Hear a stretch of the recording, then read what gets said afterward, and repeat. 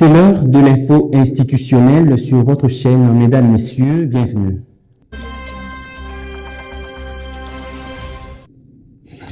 Le président de l'Assemblée nationale, Aimé Boji Sangara, et le premier vice-président de cette chambre, le professeur Isaac Jean-Claude Tshilumbayi, ont été investis respectivement co-président d'honneur ainsi que président du bureau exécutif national de l'Association internationale des parlementaires pour la paix en République démocratique du Congo à l'occasion de la cérémonie d'installation du réseau des parlementaires et ambassadeurs de paix organisée le week-end dernier dans la salle du banquet du Palais du Peuple. Suivez. À l'occasion de la cérémonie d'installation du réseau des parlementaires et ambassadeurs de paix organisée ce samedi 4 juillet, le président de l'Assemblée nationale, l'honorable Aimé Boji Sangara, et le premier vice-président, le professeur Isaac Jean-Claude Tshilumbayi, ont été investis respectivement co-président d'honneur et président du bureau exécutif national de l'Association internationale de parlementaires pour la paix en République démocratique du Congo, AIPP, RDC.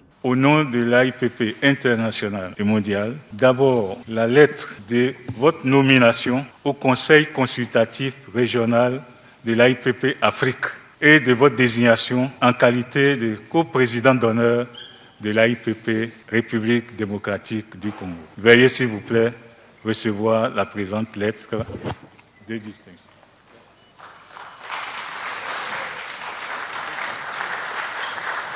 Cela vous donne droit systématiquement à la mission d'ambassadeur pour la paix avec les attributs qui l'accompagnent, le pince d'ambassadeur pour la paix. L'installation du réseau parlementaire de l'AIPP en République démocratique du Congo ouvre ainsi une nouvelle ère de coopération structurée entre institutions parlementaires, organisations internationales et acteurs de la société civile engagés dans la promotion de la paix durable. Les parlementaires que nous sommes ont une mission sacrée, représenter fidèlement le peuple, défendre les aspirations légitimes du peuple, mais aussi garantir la stabilité institutionnelle, la justice sociale et la concorde nationale. Le docteur Pater Nzensu a au nom de l'AIPP décerné par la suite le titre de président du comité exécutif à l'honorable Isaac Jean-Claude Tshilumbayi. La Fédération pour la paix universelle et l'AIPP décernent avec gratitude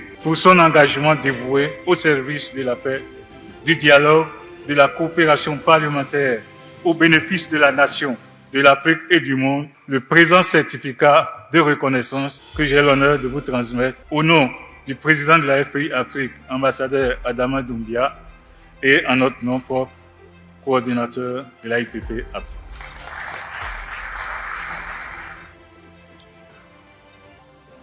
Je tiens ici à saluer cette journée en une occasion rare et en cette circonstance particulière que traverse notre pays, la guerre.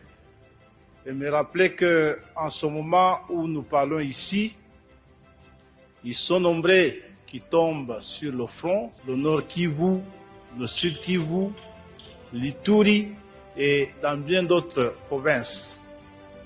Ceci motive davantage notre engagement dans cette mission assez complexe qui vient de nous être confiée, d'abord comme parlementaires et représentants de toute cette population en difficulté, mais aussi comme citoyens de ce pays, citoyens d'Afrique et du monde.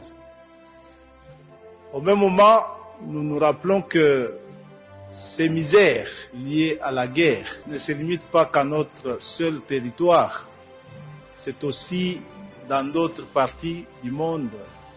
Et notre engagement devra bien s'étendre à toutes ces personnes qui souffrent pour que nous accompagnions cette mission et toutes les instances qui la représente. Placé sous le thème « Rôle de l'AIPP et des ambassadeurs pour la paix dans la promotion d'une culture de réconciliation, d'unité et de solidarité au service du développement humain durable », cette conférence inaugurale s'est tenue sous l'égide du Dr Paterno Nzensou, secrétaire général de la Fédération pour la paix universelle, FPU, pour la paix et coordonnateur régional de l'AIPP Afrique. Aujourd'hui, 4 juillet 2026, la République démocratique du Congo, l'Afrique et les parlementaires retiendront quelque chose. Nous avons procédé au lancement officiel de l'Association internationale des parlementaires pour la paix, l'installation du réseau parlementaire qui doit être donc fonctionnel, institutionnalisé au sein du Parlement, dans les 2 chambres, et l'installation du bureau exécutif national. Nous avions procédé donc à cette cérémonie d'investiture afin de porter à la connaissance des parlementaires le rôle qui leur est revenu aujourd'hui pour juguler les nombreuses crises auxquelles nous sommes confrontés. À noter qu'au nom du bureau exécutif national, l'honorable Grace Nehima, questeur adjoint de la Chambre basse, a procédé à la lecture du manifeste pour la paix et la non-violence. Restons toujours dans ce même registre. Le speaker de l'Assemblée nationale, Aimé Boji Sangara, accompagné d'une délégation des députés nationaux, a effectué le dimanche dernier une visite d'inspection sur les chantiers des rocades de Kinshasa. La mission s'est déroulée sous la conduite du ministre des Infrastructures et Travaux publics avec l'appui du directeur général de la CGT. Occasion faisant le larron, le président de l'Assemblée nationale a réaffirmé son engagement à lever les obstacles qui freinent l'exécution de ce projet majeur. Reportage. Accueilli au point kilométrique 4 de la rocade sud-ouest par le ministre des Infrastructures et Travaux publics, John Bonzalunda, le président de l'Assemblée nationale, Aimé Boji Sangara, à la tête d'une délégation des députés nationaux, reçoit tout d'abord les détails de l'ensemble du projet.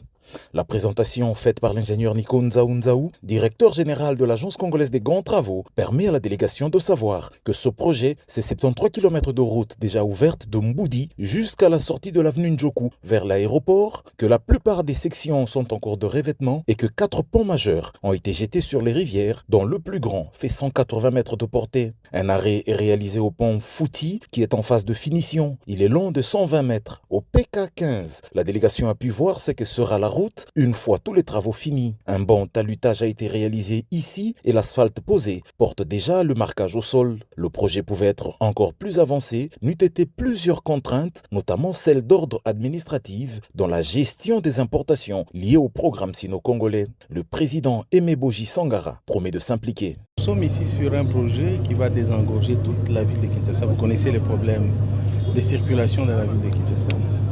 Et je dois dire ici que les travaux sont impressionnants. La qualité des travaux est d'un niveau international. Je crois qu'on n'a pas à être complexé. Il y a des petits soucis par rapport au rythme des travaux.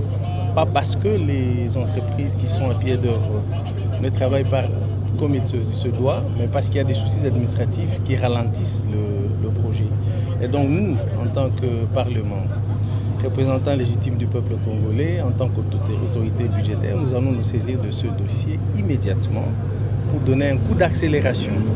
À la rencontre des 2 rocades avec la route nationale numéro 1 à Mitendi, Aimé Boji et sa suite ont reçu les explications sur l'échangeur à 3 niveaux en cours de construction. Sur la rocade sud-est, vers la localité Matumpu, le speaker de la Chambre basse du Parlement a assisté à la pose des enrobés pour la mise en œuvre de la couche de roulement avant de faire un dernier arrêt au pont Ndjili où la pose des poutres est en cours. L'Agence congolaise des grands travaux met tout en œuvre pour que ce projet entièrement bouclé soit livré à fin 2027. Changeons de chapitre à présent. Le vice-premier ministre en charge de l'Intérieur, Sécurité, Décentralisation et Affaires coutumières, Jacquemain Chabani Louko, a présidé le week-end dernier une séance de travail avec les responsables des services de défense et sécurité, ainsi qu'avec le gouverneur de la ville de Kinshasa, Daniel Bumba Lubaki. Les échanges ont porté sur l'examen de la situation sécuritaire du pays, notamment en lien avec les manifestations annoncées par l'opposition. Suivez.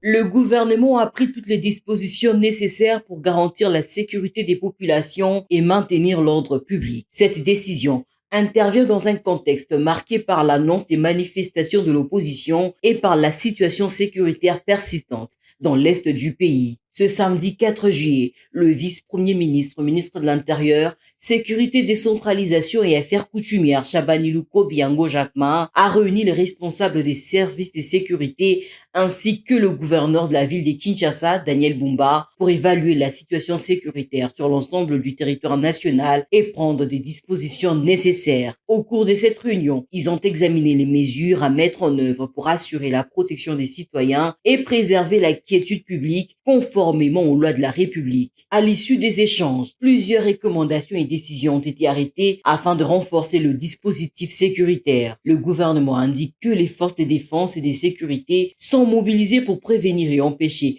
toute action qualifiée de subversive, particulièrement dans un contexte où la République démocratique du Congo fait face à l'agression et à l'occupation d'une partie de son territoire par l'armée rwandaise. Nous avons d'abord pris acte du report de l'activité prévue pour la date du 8 qui est portée au 22. Mais ici, nous tenons à soulever que le vivre ensemble, que nous prenons tous dans le respect de valeurs démocratiques et républicaines, nous pousse à pouvoir être responsables de nos actes. Alors de ce fait, nous soulignons que tout acte qui porte le germe de subversion sont prohibés. Et par ailleurs, les forces de défense et de sécurité seront là pour préserver la quiétude dans la ville de Kinshasa. Nous profitons de l'occasion pour assurer l'opinion tant nationale qu'internationale que tout en accompagnant dans un esprit républicain et démocratique les manifestations, mais nous voulons aussi rassurer ici que tout doit se faire dans les normes établies selon les lois et les règlements de la République, mais également en assurant aussi la liberté aux paisibles citoyens qui veulent bien vaquer à autre chose. Les autorités appellent ainsi la population au calme et au respect des lois, tout en réaffirmant leur engagement à garantir la sécurité des personnes et de leurs biens sur l'ensemble du territoire national. Et dans un autre chapitre, sachez que la vice-ministre de l'Intérieur, Eugénie Tshela-Kamba, a effectué une nuit blanche de terrain hier dimanche afin de maintenir la sécurité et lutter contre l'infiltration à Kinshasa selon les instructions du président de la République, Félix Antoine Tshisekedi Tshilombo. Une vaste opération des contrôles et patrouilles allant de Kasangulu à l'échangeur de Limité à Kinshasa. Ni l'obscurité ni les broussailles ont freiné la détermination de la vice-ministre. Une nuit blanche sur le terrain pour la vice-ministre de l'Intérieur, Eugénie Tshela-Kamba, à la tête d'une vaste opération de contrôle et de patrouilles. Elle a sillonné plusieurs points stratégiques de Kinshasa afin de s'assurer de l'application effective des instructions du président de la République et commandant suprême Félix Antoine Tshisekedi Tshilombo par les services de défense et de sécurité. Des principaux axes routiers aux zones jugées sensibles, la mission a couvert un vaste périmètre allant de Kasangulu à l'échangeur de Limité, de Maluku jusqu'à la limite avec la province du Kwango, en passant par Menkao et l'aéroport international d'Ndjili. Tout au long de cette descente nocturne, la vice-ministre de l'Intérieur a privilégié les contacts directs avec la population. Objectif, évaluer le climat sécuritaire, recueillir les préoccupations des habitants et obtenir des informations de première main sur la situation du terrain. Dans certaines localités, autrefois marquées par l'insécurité et l'incursion des miliciens Mobondo, les habitants témoignent aujourd'hui d'un retour progressif de la quiétude. Une évolution qui, selon les autorités, traduit la volonté du chef de l'État de renforcer la protection des populations et de restaurer durablement la sécurité. C'est nous qui bien. Ni l'obscurité, ni les broussailles, moins encore les contraintes du terrain n'ont freiné la détermination de la vice-ministre de l'Intérieur. Jusqu'à la dernière étape de cette mission de terrain, Eugénie Tshela-Kamba a tenu à vérifier personnellement l'effectivité des dispositifs sécuritaires déployés pour garantir la protection des personnes et de leurs biens. Le gouverneur de la ville de Kinshasa, Daniel Bumba Lubaki, a échangé hier dimanche avec les présidents des assemblées provinciales sur plusieurs sujets, notamment du programme de la session extraordinaire de la conférence des présidents des assemblées provinciales de la République démocratique du Congo. Une rencontre qui intervient dans la capitale congolaise. Nous tenons vraiment à vous dire merci et nous venons vous annoncer officiellement que demain, l'activité va avoir lieu. Le gouverneur de la ville de Kinshasa, Daniel Bumba Lubaki, a accordé ce dimanche 5 juillet dans la soirée une audience à tous les présidents des assemblées provinciales de la République démocratique du Congo. Ces derniers sont venus tout d'abord présenter leur civilité à l'autorité urbaine en marge de la tenue de la session extraordinaire de la conférence des présidents des assemblées provinciales de la République démocratique du Congo, COPAP-RDC, dans la capitale congolaise du 6 au 10 juillet 2026. Ils ont ensuite transmis au gouverneur de la ville de Kinshasa le programme officiel de cette grande activité dans lequel une place de choix lui a été réservée pour une allocution solennelle. Prenant la parole à son tour, Daniel Bumba a souhaité la bienvenue dans la ville de Kinshasa à ses interlocuteurs et leur a assuré tout son soutien pour le bon déroulement de la COPAP RDC.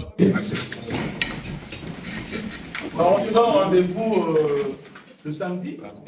Enfin, après la province de l'Équateur, le patron de la fonction publique, Jean-Pierre Liaou, est arrivé le dimanche dernier dans la province du Maïndombe dans le cadre de son itinérance administrative, conformément aux orientations du chef de l'État, Félix-Antoine Tshisekedi Tshilombo. Cette mission vise à évaluer les fonctionnements des services publics. Suivez.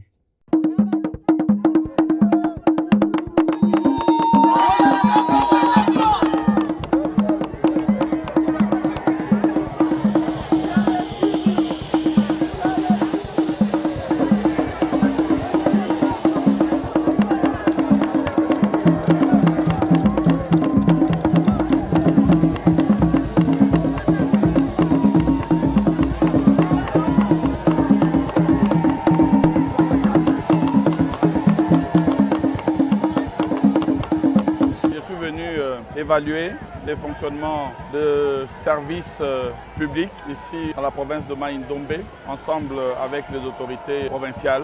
Palper du doigt les difficultés auxquelles font face les agents et fonctionnaires de l'État dans l'accomplissement de leur mission. Et je sais qu'elles sont nombreuses, ces difficultés-là, et voir comment nous allons y réserver des réponses appropriées dans les jours qui viennent.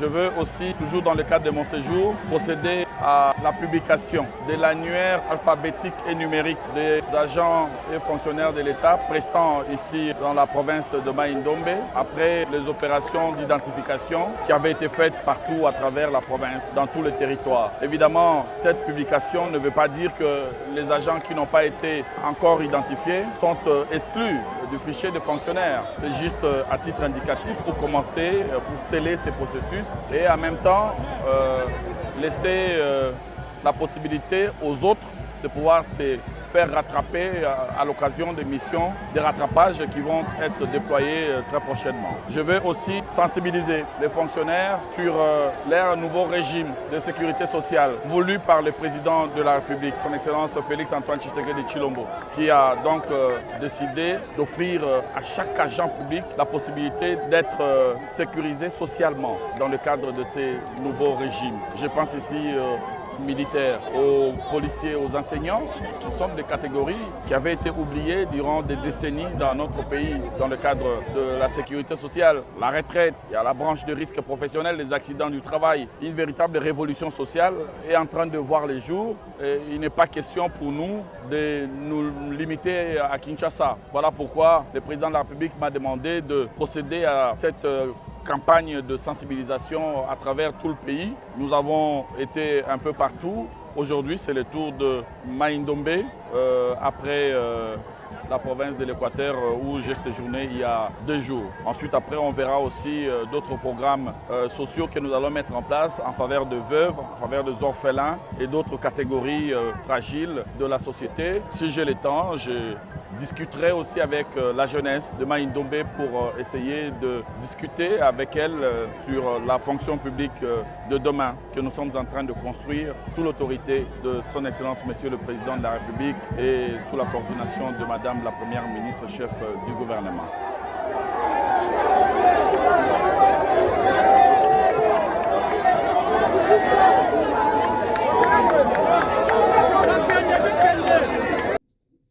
Et voilà, ça en est fini pour aujourd'hui, mesdames, messieurs. Merci pour votre attention soutenue. Portez-vous bien. Au revoir.